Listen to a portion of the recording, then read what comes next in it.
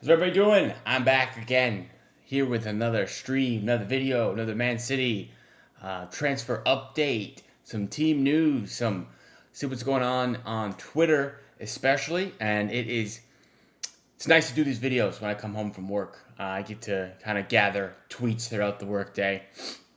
Come home and it's Monday night, and I'm just gonna talk about what I've seen, what's going on, and hopefully keep some people informed and engage with the chat a little bit, and answer any questions you guys have about me, about City, or anything, whatever. All right, so I'm gonna bring up my bookmarks here real quick, and let's see here. First transfer news story of the day that I saw at least early mornings for me over here in Florida. We've got McAtee News, which I'm sure everyone loves McAtee News. Fabrizio Romano tweets that Bayer Leverkusen, they approach City, they want to sign him, loan, a 6-month loan, maybe an option to buy, maybe an obligation to buy, I don't know. But pretty quickly this was shut down as a bunch of BS, not happening. There might be an issue with the amount of loans City have. And the unwillingness of us to do the business in the first place. Seems like Pep is happy to keep him, even if I guess he's getting minimal minutes, and maybe that's not what McAtee wants, but I don't know that he has much of a choice in this matter at the moment, at least. So seems like he will be staying after initial maybe panic from some people was ensued this morning. For me, I don't know, man. I at one point was really excited to see McAtee and was really into the idea of getting him some starts, but I know it's been limited, the amount of game time he's had. Besides the one impressive cameo where he came off the bench and created a goal, I just think he's been average, I guess. I'm not sure that I personally see it working out for him here. I think it's a sell with an option for a buyback. That's what I would probably do. I'd be asking for, big money. I'd be asking for, 25, 30, 35 to get it done, and then, put a big buyback in if it's, 80, 90, 100, whatever, just in case, just to cover our backs a bit, unlike how we did with Cole Palmer and whatnot. But that we don't need to speak about that. Anyway, seems like none of that's happening anyway. Seems like it was shot down pretty quickly, and it's just not something that's happening. So we scroll up. This was more of a tactical, interesting thing that I saw from City Side. Great little account here on Twitter. You should give it a follow. Talking about the 2-3-5 system, where we've got two center backs and then our two wing backs with a holding midfielder in the middle, and then we have the attackers, which is pretty interesting. And the midfielders stick to their position somewhat. What he says, it's a role that works for Nunes apparently, and then he was pretty good, to be honest, in this sort of role lately. At least for me, he's been much better than Rico Lewis at right back, and much better at Kyle Walker at right back. Now the bar wasn't super high for those for that position. It's been a pretty poor position throughout the season, but all in all, games recently, I would say Nunes has done the best job. Even if he has a bozo moment in him, he just needs to chill on the barging into a defender and getting spun that he's done a couple of times, unfortunately. But I think going forward, unless we sign Cambiaso, which might happen, at least until that point, we're going to roll with Nunes at right back. So, like I said, Cambiaso, nice source here. Juve FC is one of those aggregators, kind of like City Extra. Let me go back here. It does say that the bid is going to be coming Wednesday evening. That's the initial plan, at least. That's what's being reported. Seems to be gaining a lot of traction online today and over the past few days since the name was initially linked. And City are kind of interesting the way they do these deals. They don't just start up with a bid to see if Juve will accept or not. They want to do the background info first, of course, and see if the guy wants to join at all, see if they can figure out wages and kind of agree personal terms. Then they kind of get through intermediaries and figure out what the selling club are looking for. And I think for the most part, they hope they'll make one offer, it's accepted, and deal's done. I don't think doesn't seem like, to me at least, where the club wants to be sending in a bid, it's rejected, they come back and scramble with another bid. It seems like it's a one bid. Hopefully they've done all their the previous work, and that's the bid that's going to be accepted. So the initial asking price, of course, was the $80 million. Seems like it won't be that, what we offer at least, and Juve are desperate for the cash. They are signing other players. They signed Viega on loan from Chelsea, and they signed Randall Kolo Muani. So they are signing players. Maybe that means they're expecting some influx of cash. Could be the 60 mil from City, but remains to be seen. I expect more news probably later this week after the Club Brugge game midweek to see if this actually does happen. There was another interesting story, something that I'm not sure I believe in entirety, but maybe there's some truth to it. Sandro Tonali is being linked to City as well as Real Madrid from Newcastle, of course. Newcastle might need to sell in the summer, depending on if they make Champions League or not, just for PSR rules. Now, for me, Sandro Tonali is a good player.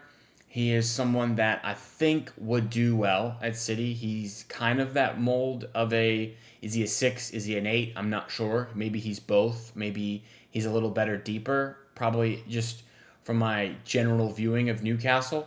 But it could be the guy that's the 8-6, 6-8 hybrid player we are looking for. I'm not sure Newcastle are going to be interested in selling to a Premier League club personally. Seems more like he would go abroad, maybe back to Italy. Remember when he signed, he really didn't want to come to Newcastle in the first place. It seemed like all the videos and all the reports were he had to leave AC Milan because of their financial situation, but he was Milan through and through and didn't really want to leave. So maybe a sale back to AC Milan, if they have the cash, could be on the cards. I don't know. Maybe he'll just stay at Newcastle if they make Champions League. But for me, if we are going for an Italian midfielder, I'm going for Nico Barella over Tonali all day. I think he's a much better overall player. He fits the 8 role where he can maybe play some 6 instead of the 6 main role who can play some 8 that we are looking for. Because again, Rodri will be back next season, and from all accounts, it seems like we're going to be sticking with single holding midfielder, Rodri, someone who can play a little bit more advanced with him rather than someone who can sit next to him. Because if you get a 6, an all-out 6 like Zubimendi, he's just not displacing Rodri. It's just not happening. He's not better than Rodri. There's literally no one better than Rodri in the world, according to Ballon d'Or. So it's hard. It's hard position to buy a backup for. So City seem to be going with versatility, which is, of course, what I've been saying and preaching here on this channel for time, since this channel's been around, which is not that long. But all in all, that's what I think. Again, there was some weird news. There was a flurry of Doku tweets this afternoon about him offering himself to Barcelona. Seems like that is false. I don't know what reason he'd have for wanting to leave in the first place. He plays when he's fit. He's never fit, so it's kind of on him that he doesn't play. He'd play a lot more, but like I said, after he got his last injury, I did some transfer research here just to check some stats because I'm the stat guy over here. And since signing for Man City, Jeremy Doku has completed 0 back-to-back full 90-minute appearances. 0. Not once has he played in back-to-back games, played the whole time. Hasn't happened, which is unbelievable to me that's even a stat. But we always rip on John Stones for being injury prone, Ake's injury prone, and all of our defenders are injury prone, etc., etc. But to be honest, Doku is one of the most, if not the most injury prone player we have at this club, and it just kind of doesn't get talked about, unfortunately. And it's sad. It's something that maybe his play style attributes to, with being such a fast twitch type player, very muscular, and it seems like these are muscular injuries typically.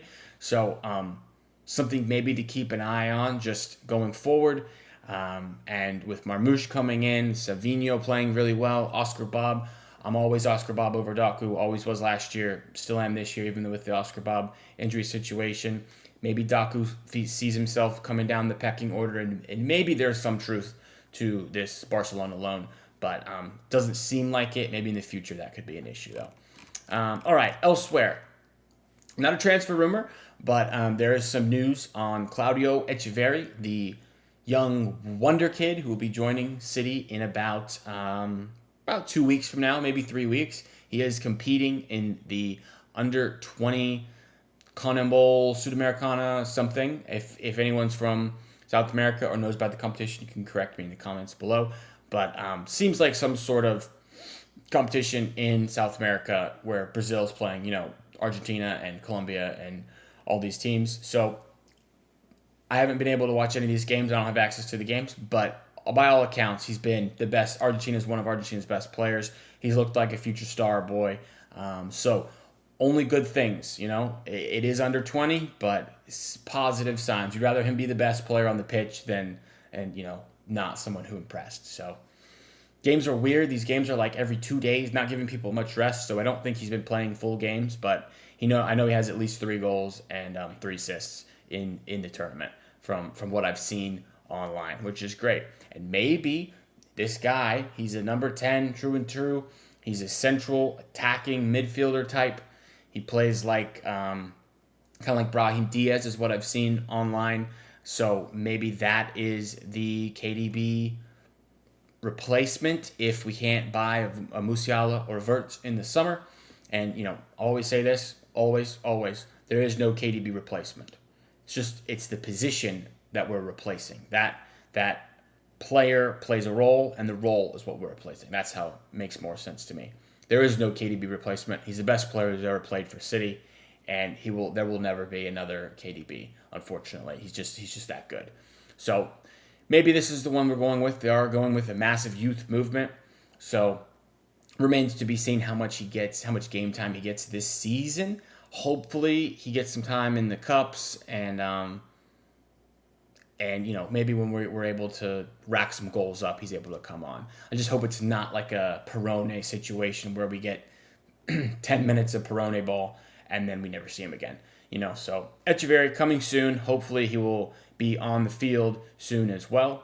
But probably next season is when we see more of him. That is all my bookmarks for the day here. I want to see if there was any more City Extra tweets, at least in the last little bit here. Looks like nothing else is really broken as far as news. I'm begging for some Cambiaso news soon. I am desperate for that transfer to go through. I think he's going to be a banging player. He's going to be one that we have for a long time. I'm really into the idea of Cambiaso, and maybe what we're waiting on is just to make sure we qualify for the playoff so we have the cash to spend. Anyway, that is it for this live stream here, this video. I'll definitely be back tomorrow for my preview for the Bruges game. Wednesday, we play win and advance. That's what we say here in America, win and advance. Wednesday night, City Bruges, Champions League. This is what it's about. We are going for it, and has to be done. Has to have a win. Losing is not an option. So, with that being said, I appreciate anybody who stuck around. Give the video a like or comment. Channel continually growing. Past 25 subscribers, which is super cool for me. So, I'll be back.